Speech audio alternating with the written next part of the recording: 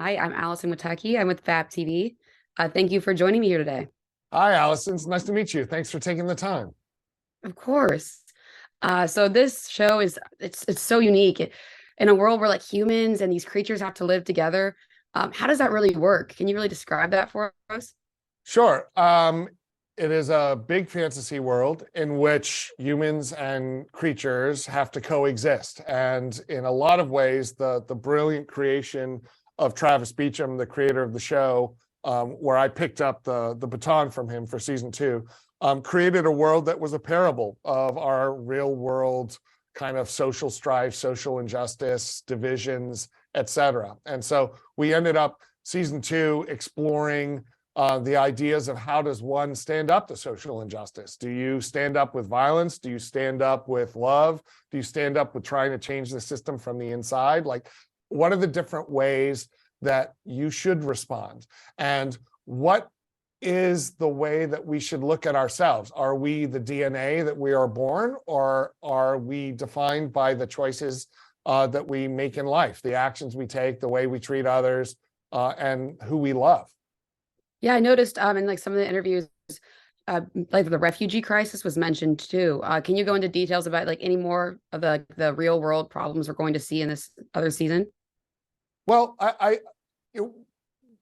there's a lot of social strife going on across the world right now, not just in the United States with its immigration crisis at the, but also, wars around the world, sadly, and people figuring out new ways to divide ourselves, and the minute you seem to conquer one, then it becomes about like, well, you have blue eyes and you have brown eyes. We just always are inventing reasons to like go to war with one another.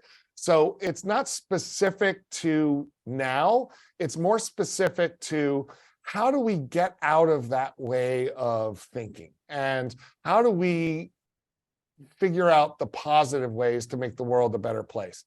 That said, it's against the backdrop of massive fantasy, strife and conflict and action and sweeping sequences that will take your breath away, but then counterpunched by quiet moments between really brilliant actors playing characters who are going through moral dilemmas. So that's pretty much it. It's the mashup of a lot of very interesting ideas set against this backdrop that was a fantasy for me to write, because I got to go play in more or less this excellent backdrop of creatures and sets, and honestly, I was pinching myself to be a part of it. Where do you really draw your inspiration from for a series like this? Well, the writers and I sit around and figure out what's the point. We start with, if we're going to go spend the kind of money you spend to make a show like this, well, like, we should probably figure out what we want to say.